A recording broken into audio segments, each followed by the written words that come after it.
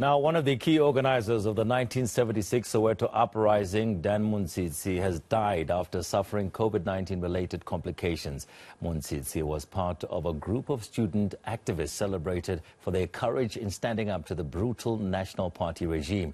The march he helped organize became a turning point in dismantling white minority rule in South Africa. Mpho Lakaje sat down with the late Dan Montsitsi recently, taking us down memory lane of his life. Dan Montsitsi was born in the township of Alexandra, north of Johannesburg, in May 1952. His family's living conditions, he once told me, were appalling. We stayed in one room with my mom and my dad, and I slept on the floor. I didn't see anything wrong with that, because that is where children sleep, on the floor, and the parents sleep on the bed.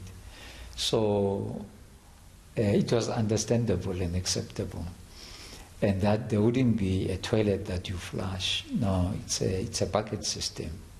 There's no electricity, you use a candle. That's in order. Only when he visited whites-only residential areas did he begin to understand just how abnormal life in black townships was.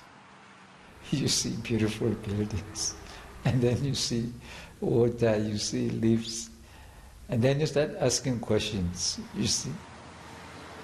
He says everything looked disturbingly different. Just the stark disparities, they are the ones that politicize you. Not some communist who comes from somewhere or some terrorist who come from somewhere, but the actual conditions. Because I remember very well the libraries, for instance. There was no library. No library in the township.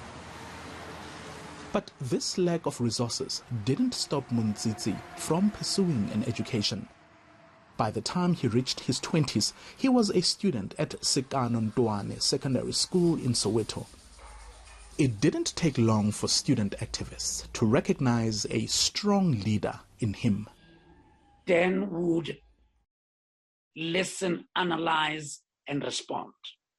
One thing also that Dan was good at was, in times of conflict, particularly organizational conflict, where we conflicted in issues, and programs, and Dan will come and become a center of trying to bring us together and find common ground. Around the same time, the ruling National Party looked to entrench its right-wing political ideology and further tighten its grip on power. In addition to its set of apartheid policies, it introduced Afrikaans as a medium of instruction in black townships. But young activists fiercely pushed back.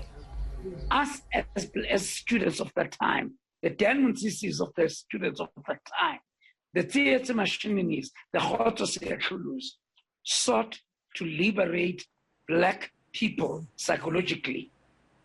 For them to impose that language, that was asking for too much.